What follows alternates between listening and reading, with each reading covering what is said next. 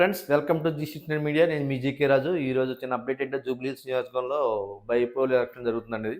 నిన్న అభ్యర్థులు అందరూ ఫైనల్ అయ్యారండి. మొత్తం టోటల్ అభ్యర్థులు మొత్తం 58 మంది బరిలో నిలిచారండి. అందులో ప్రముఖంగా జరిగేది ముగ్గురు మధ్యనండి. 3 పార్టీల మీద ప్రముఖంగా జరుగుతుందండి ఇది. ఎవరంటే బీఆర్ఎస్, బీజేపీ, కాంగ్రెస్ ఈ 3 పార్టీలే ప్రధాన పార్టీలండి. ప్రధాన పోటీదారులు కూడా ముగ్గురే ఉన్నారు. వాళ్ళ ముగ్గురి గురించి ఒకసారి చిన్న విషయం చెప్తానండి నేను. అందులో ముందు నేను ఎలక్షన్ కమిషనర్ ప్రెస్ మీట్ పెట్టారండి. జూబ్లీహిల్స్ ఎన్ని ఓట్లు ఉన్నాయి ఏంటో చెప్పారు. అంత ప్రముఖం మీరు అందరూ చూసే ఉంటారు. అయినా మీకు చెప్తాను ఒకసారి. మొత్తం జూబ్లీహిల్స్లో 4,13,65 ఓట్లు ఉన్నాయండి. మొత్తం టోటల్ ఓట్లు. పోయిన ఎలక్షన్ కంటే ఈ ఓట్లు 16,000 ఓట్లు ఎన్నో ఎక్స్ట్రా యాడ్ అయ్యని చెప్పారండి. ప్రీని అంట కొత్తగా యాడ్ చేస్తున్నారు అనమాట. ప్రీని అంటే అందులో పురుషులు వచ్చండి. పురుషుల ఓట్లు వచ్చి 2,08,561 అండి పురుషుల ఓట్లు. స్త్రీ ఓట్లు వచ్చి 1,92,789 ఓట్లు అండి. ఇదండి మొత్తం ఎలక్షన్లో. మొత్తం జూబ్లీహిల్స్లో పెరిగిన ఓట్లు 2,343 మంది ఓట్లు పెరిగాయని చెప్తున్నారండి. చూద్దాం ఎంత ఉదాహరణ వేరే రకం చెప్పి 2,000 రకం చెప్పి రాశారు. మరి ఎంత లేదో తెలియదండి.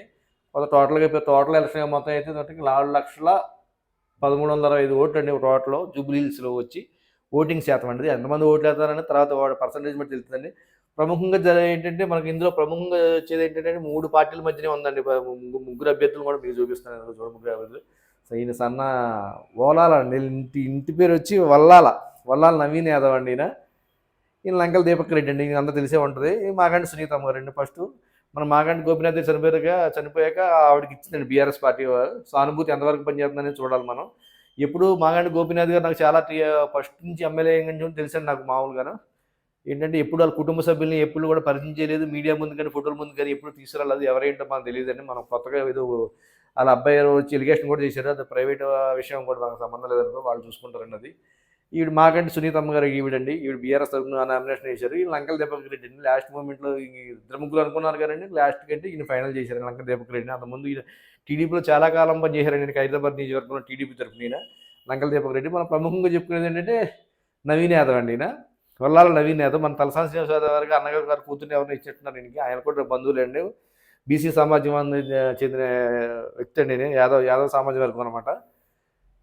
ఆయన ఎవరంటే సన్నా శ్రీశైలం యాదవ్. మీకు ప్రముఖంగా ఈ నియోజకవర్గంలో ఒక ఐదు నియోజకవర్గాలకు బాగా పేరున్న వ్యక్తి అండి సన్నా శ్రీశైలం యాదవ్ అంటే. శేర్లింగంపల్లి, కూకట్పల్లి, ఇటు మామూలుగా నాంపల్లి అండి, జూబ్లీహిల్స్, ఖైరతాబాదు ఈ 4-5 నియోజకవర్గాల్లో బాగా పేరున్న వ్యక్తి. 10 ఏళ్ల క్రితం వాళ్ళకి బాగా తెలుస్తాను. ఇక్కడ గల్లీ లీడర్లు అందరికీ బాగా తెలుసు. సన్నా శ్రీశైలం చిన్న చిన్న సెటిల్మెంట్లోని చిన్న చిన్న వ్యాపారాలు, సేవా కార్యక్రమాలు చాలా చేస్తారండి. వీళ్ళకి నవయువ అనే ట్రస్ట్ కూడా ఉందండి ఒకటి.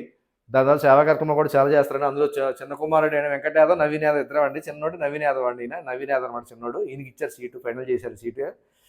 నాకు తెలిసి చాలా మంది సేవా కార్యక్రమాలు ఒకప్పుడు రౌడీజం సెటిల్మెంట్ వరకు అందరూ చేసిన వాళ్ళు, చేయని వాళ్ళు ఎవరో కాదు. లీడర్లు అందరూ చేసిన వాళ్ళు, అందులో మంచి చేసిన వాళ్ళు, చెడు చేసిన వాళ్ళు ఉన్నారు. కానీ మంచి ఎక్కువ చేసిన వాళ్ళు ఎవరంటే సన్నా శ్రీశైలం యాదవ్ అండి. నాకు బాగా తెలుసు. నాకు ముఖపరిచింది ఉంది కానీ సొంత పరిచయం లేదు. కానీ ముఖపరిచయం బట్టి చాలా మంది చాలా సార్లు చూశాను కూడా. నేను చాలా సార్లు కలిశాను కూడా ఆయన్ని. ఈయన సన్నా శ్రీశైలం యాదవ్ అండి. ఈయన యూసఫ్గూడలో ఉంటారు మొత్తం. వీళ్ళ బస్తీల్లో బాగా పేరండి. మాసులో మట్టుకు మంచి బాగా పేరు ఉందని సన్నా శ్రీశైలం నవీన్ యాదవ్ కానీ వీళ్ళకి తండ్రి పాటు నడుస్తుంటారు కూడా. ఈయన 2 సార్లు పోటీ చేశాడండి. ముఖ్యంగా చెప్పి నవీన్ యాదవ్ 2 సార్లు పోటీ. 2014లో ఎంఐఎం తరఫున పోటీ చేశాడండి. Second place వచ్చేట్టున్నాడు. 2019లో వచ్చి స్వతంత్ర అభ్యర్థి పోటీ చేశాడు. 2 సార్లు ఓడిపోయాడు. మంచి సానుభూతి ఉందండి. ప్లస్ బస్తీల్లో ఇక్కడ ఏంటంటే సిటీలో ఏంటంటే బస్తీలో ఓటర్లు ఎక్కువ వేస్తారు. ఎక్కువ పెద్ద పెద్ద బిల్డింగ్ల నుంచి అపార్ట్మెంట్ల నుంచి ఎవరు రారండి. ఎక్కువ ఓటింగ్ శాతం తక్కువ. బస్తీ ఓటింగ్ ఎక్కువ. వీళ్ళకి బస్తీ మాస్ ఫాలోయింగ్ కూడా బాగా ఉందండి. నేను అనుకుంటున్నాను. నేను మాస్ పోలింగ్ నాకు తెలిసి కూడా మాస్ ఫాలోయింగ్ బాగా ఉంది ఆయనకి.